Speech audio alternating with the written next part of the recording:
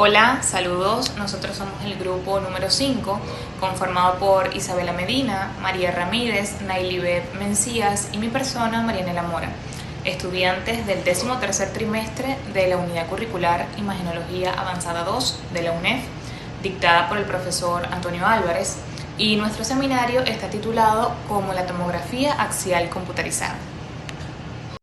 En cuanto a lo que es el fundamento técnico de un TAC, una tomografía axial computarizada está basada en lo siguiente. Primero, en su principio de atenuación de rayos X, es decir, diferentes tejidos van a absorber la radiación en distintas medidas. Los huesos, por ser más densos, absorben mayor cantidad de radiación a diferencia del aire y de los tejidos blandos. El gantry, considerándose este como el corazón del estudio, aquí es donde se ubica el tubo de rayos X, el cual gira a una gran velocidad alrededor del paciente emitiendo un haz de radiación. En su reconstrucción informática, la cual indica los datos que fueron captados por los detectores, siendo esto una gran base de datos de mediciones llamado sinograma. Y en las unidades de Hounsfield, para que los médicos puedan interpretar la imagen con mayor precisión, el sistema va a asignar a cada voxel un valor numérico basado en su densidad radiológica. En cuanto a lo que es la diferencia entre la tomografía y la resonancia magnética, aquí su diferencia principal va a radicar en la tecnología y en el tipo de tejido que ellas buscan analizar. El TAC utiliza radiación ionizante para obtener imágenes rápidas y precisas de estructuras densas, como por ejemplo los huesos, los pulmones y, en ciertos casos, hemorragias agudas, siendo ideal para emergencias por su gran velocidad. Por lo contrario, la resonancia magnética, ella emplea campos magnéticos y ondas de radio sin radiación ionizante para visualizar con gran detalle los tejidos blandos, como por ejemplo cuando nos referimos a los nervios, los ligamentos y el cerebro. Aunque ella requiere mucho más tiempo y es incompatible con ciertos implantes metálicos, como por ejemplo el más común, los marcapasos, debido a su imán tan potente. Y en cuanto a lo que son los efectos estocásticos y no estocásticos, los no estocásticos, también conocidos como deterministas, estos son daños biológicos que tienen una relación directa y predecible con la cantidad de radiación recibida. A diferencia de los estocásticos, estos ocurren sí o sí cuando se supera un límite de seguridad. Como por ejemplo los más comunes tenemos los eritemas cutáneos o el enrojecimiento y quemaduras en la piel, las cataratas en cuanto a la esterilidad y en el síndrome de irradiación aguda. Ahora, para lo que son los efectos estocásticos, estos no son más que las consecuencias biológicas de la radiación ionizante, como la que se usa en el rayos X convencional y en la tomografía axial computarizada, que se manifiestan de manera probabilística y tardía. Los dos efectos estocásticos principales son la carcinogénesis o el cáncer radioinducido y los efectos hereditarios o congénitos.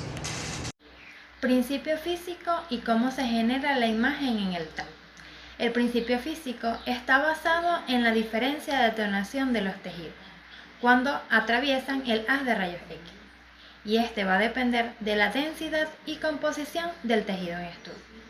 Ahora bien, ¿cómo se genera la imagen que vemos? Gracias al anillo de detector y al tubo de rayos X que giran alrededor del paciente, y este está caracterizado por emitir haz de rayos que atraviesan el cuerpo.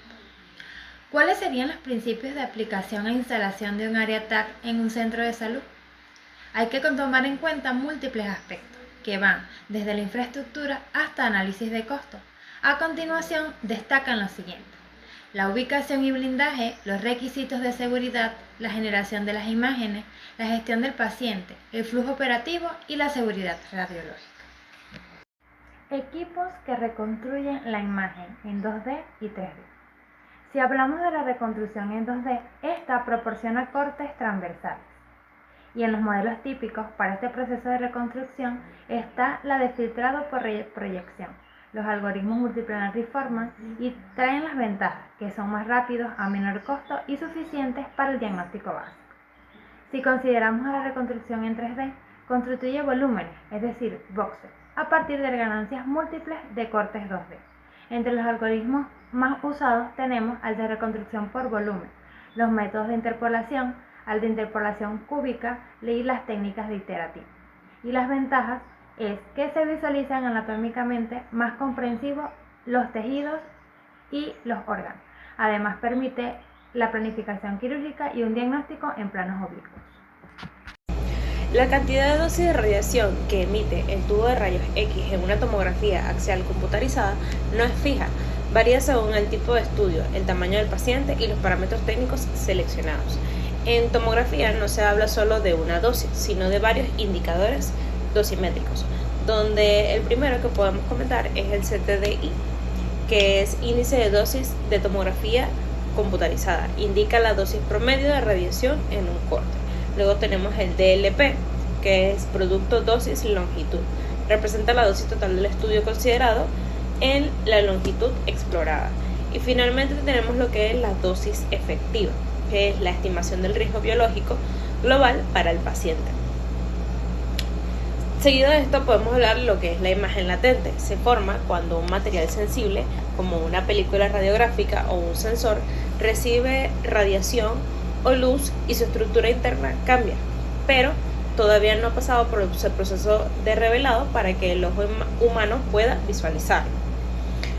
Dentro de sus características claves tenemos que es invisible, es decir, no puede observarse directamente, es provisional, necesita un proceso posterior para hacerse visible y es también informacional, ya que contiene todos los datos entre el contraste y la forma, y también es estable temporalmente, es decir, puede perderse si no se procesa. La protección radiológica es el conjunto de medidas destinadas a reducir la exposición a radiaciones ionizantes de los pacientes, profesionales y el público. Tiene como principios fundamentales la justificación, es decir, solo realizar los estudios necesarios. La optimización es usar la menor cantidad de dosis posible y la limitación de dosis, no superar los límites establecidos. Dentro de la protección tenemos los diferentes medios, que son los delantales plomados, los protectores tiroideos, las barras de plomo y la distancia entre el tiempo de la exposición y el tiempo controlado. Seguidamente podemos hablar de lo que son los matices y la calidad de la imagen utilizados en la tomografía axial computarizada. Los matices son tonos entre blancos y negros que aparecen en una imagen médica. Representan diferencias mínimas de densidad y composición entre los tejidos, pero en la radiografía y la tomografía son fundamentales porque permiten distinguir estructuras sin que esos cambios sutiles se vean iguales. Cada matiz corresponde a una cantidad distinta de radiación y absorción, es decir, más absorción es el tono más claro y menos absorción el tono es más oscuro. La calidad de la imagen radiológica está estrechamente relacionada con la cantidad de radiación utilizada. Esto se debe a que la radiación transporta la información que va a formar esta imagen. A mayor dosis, mayor señal, menor ruido, mejor es la imagen. Y menor dosis, menor señal, más ruido, la imagen se dificulta. Los tubos de rayos X en tomografía computarizada soportan temperaturas extremadamente altas, con filamentos de tungsteno que superan los 2200 y 2300 grados centígrados para emitir electrones. El ánodo, que es donde impactan los electrones, disipa el 99% de energía en forma de calor, manejando altas cargas medidas en unidades de calor, superando a menudo los 5 millones de unidades. Por otro lado, tenemos que en el entorno de radiología e imagenología, los indicadores luminosos visuales no son solo accesorios decorativos, son dispositivos de seguridad crítica que están diseñados para proteger tanto al personal médico como a los pacientes de la exposición accidental a radiaciones ionizantes o campos magnéticos. Su función básica es comunicar el estado operativo del equipo, simplemente. Por ejemplo, tenemos el indicador de equipo encendido, que generalmente es una luz verde o blanca que indica que el sistema tiene energía, pero no está emitiendo radiaciones. También tenemos el indicador de exposición a rayos X, que es una luz roja o ámbar que está situada sobre la puerta de acceso que se ilumina cuando el haz de radiaciones se encuentra activo.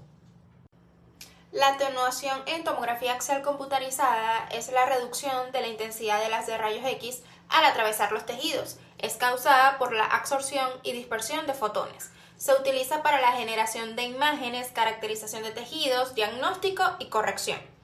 A su vez, por otro lado, también tenemos que en un TAC la imagen se forma mediante la atenuación de rayos X, como ya mencioné, creando una matriz de píxeles que representan voxeles. Su importancia radica en determinar la resolución espacial y la precisión diagnóstica al distinguir cada uno de los tejidos.